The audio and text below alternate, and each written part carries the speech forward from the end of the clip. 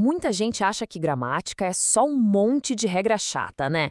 Mas e se a gente descobrisse que ela é, na verdade, o motor secreto que faz as histórias funcionarem de verdade?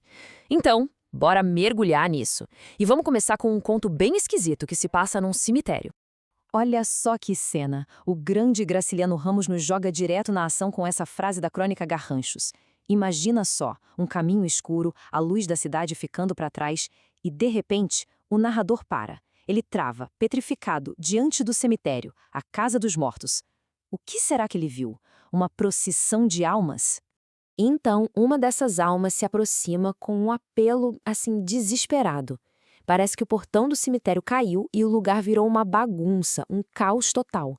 Tem bicho para todo lado e os outros fantasmas estão todos fugindo. Mas esse fantasma específico, que em vida foi um militar super disciplinado, se recusa a ir embora sem receber ordens. Ele precisa de ajuda. Uma história e tanto, não é? Mas agora, que tal a gente dar uma de detetive literário? O que será que faz a escrita do Graciliano ser tão poderosa? O segredo, olha só, não está só nas palavras que ele usa, mas em como ele conecta uma na outra. A chave do mistério está na estrutura das frases.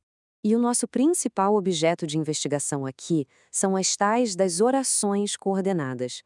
Pensa nelas como se fossem vagões de um trem. Cada vagão, por si só, é uma unidade completa, independente. Mas quando a gente engata um no outro, eles formam um trem inteiro, com um destino, um propósito. É exatamente isso que acontece nas frases. E dentro desse universo, existem basicamente dois jeitos de conectar esses vagões. Temos as assindéticas, nome chique que vem do grego para sem laço, que são ligadas só por uma pausa, uma vírgula.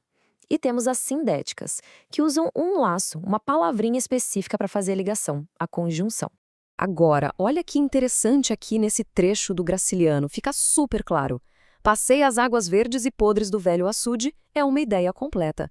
Passei a padaria Mog também é. Não tem nenhuma palavra conectando as duas, percebe? Só a vírgula. É essa vírgula que cria o ritmo, uma ação depois da outra. Isso é a tal da coordenação assindética na prática. Certo, as orações sem conexão, sem o laço, a gente já entendeu.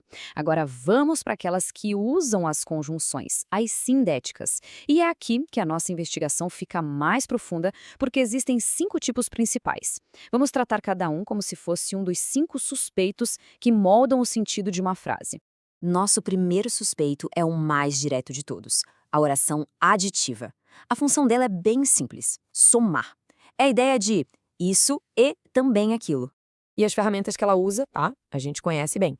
O famoso e, o nem para somar coisas negativas e até umas construções mais arrumadinhas, como não só, mas também.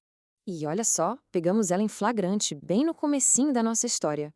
O narrador fez uma coisa, deixou a cidade, e fez outra, noctivagava. Uma ação se soma à outra. Simples assim, construindo a cena de um jeito bem fluido. Agora vamos para um tipo que adora criar um pouquinho de drama, a adversativa. A função dela é justamente introduzir um contraste, uma quebra de expectativa. É a ideia do isso, porém, aquilo. As palavras-chave aqui são mas, porém, contudo. Quando uma delas aparece, pode ter certeza, vem uma reviravolta ou uma ressalva por aí.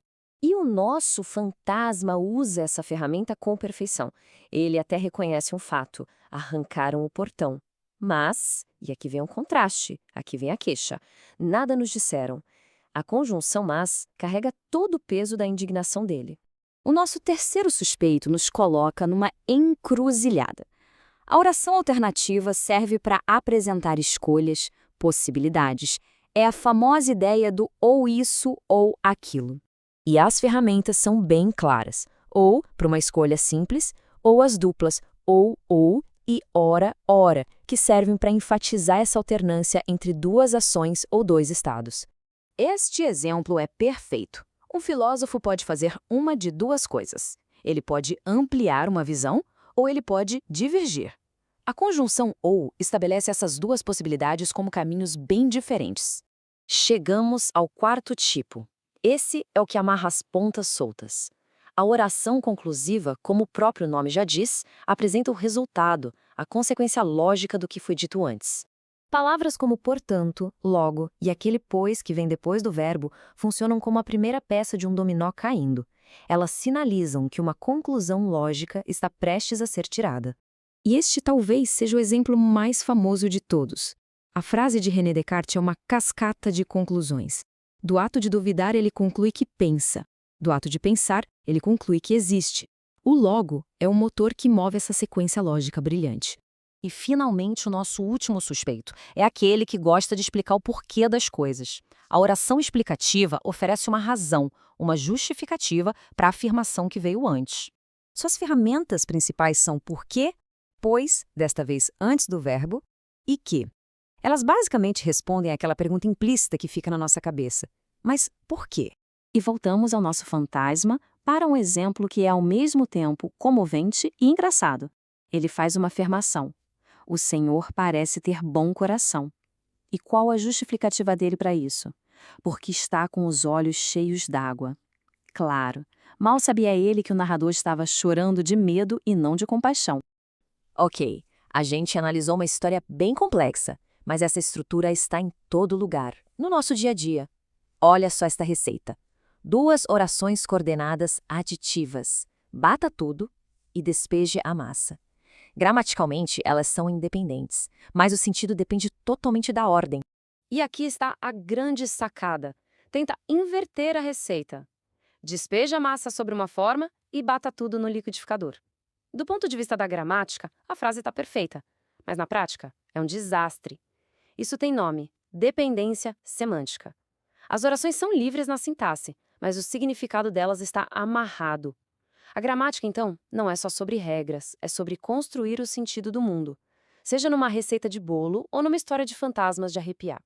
Fica a pergunta: qual outra estrutura invisível está por aí moldando o que a gente lê todos os dias?